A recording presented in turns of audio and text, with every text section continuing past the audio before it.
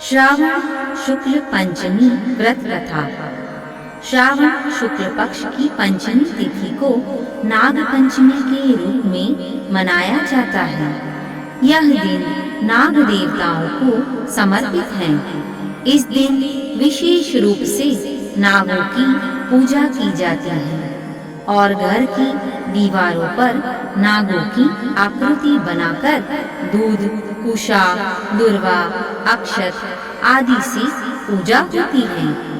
यह परंपरा पीढ़ियों से चली आ रही है। प्राचीन कथा के अनुसार बहुत समय पहले की बात है। एक किसान परिवार में 7 भाई रहते थे। उन भाइयों की एक बहन भी थी जो अपने भाइयों से बहुत प्रेम करती थी।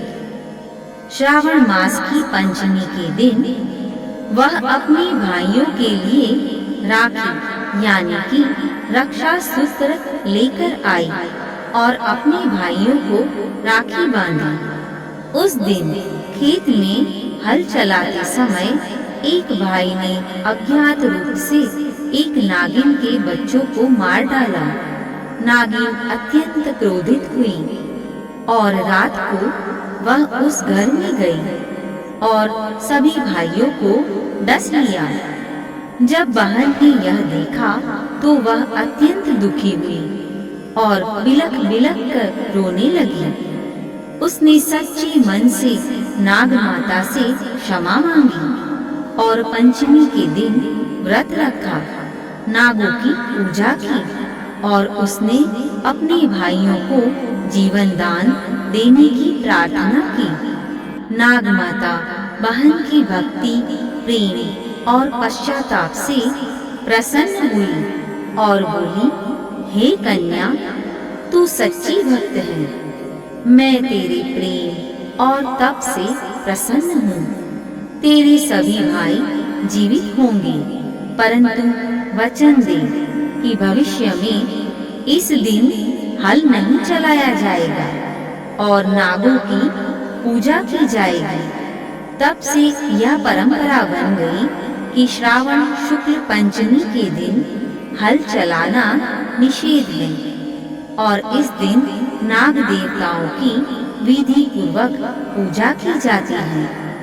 नाग पंचमी पूजा विधि: प्रातः स्नान करके नाग देवता का ध्यान करें। दीवार पर या लकड़ी की पट्टी पर नाग देवता की चित्र या मूर्ति बनाकर स्थापित करें। उन्हें दूध, चावल, हल्दी, फूल, कुश, दुर्वा चढ़ाएं।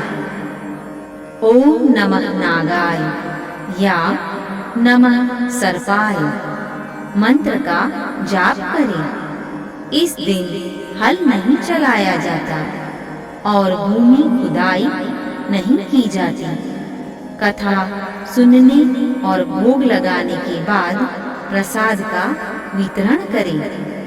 व्रत का फल: घर परिवार में नाग दोष नहीं होता, सर्प भय से मुक्ति मिल जाती है। घर में शांति, संतान सुख और समृद्धि आती है।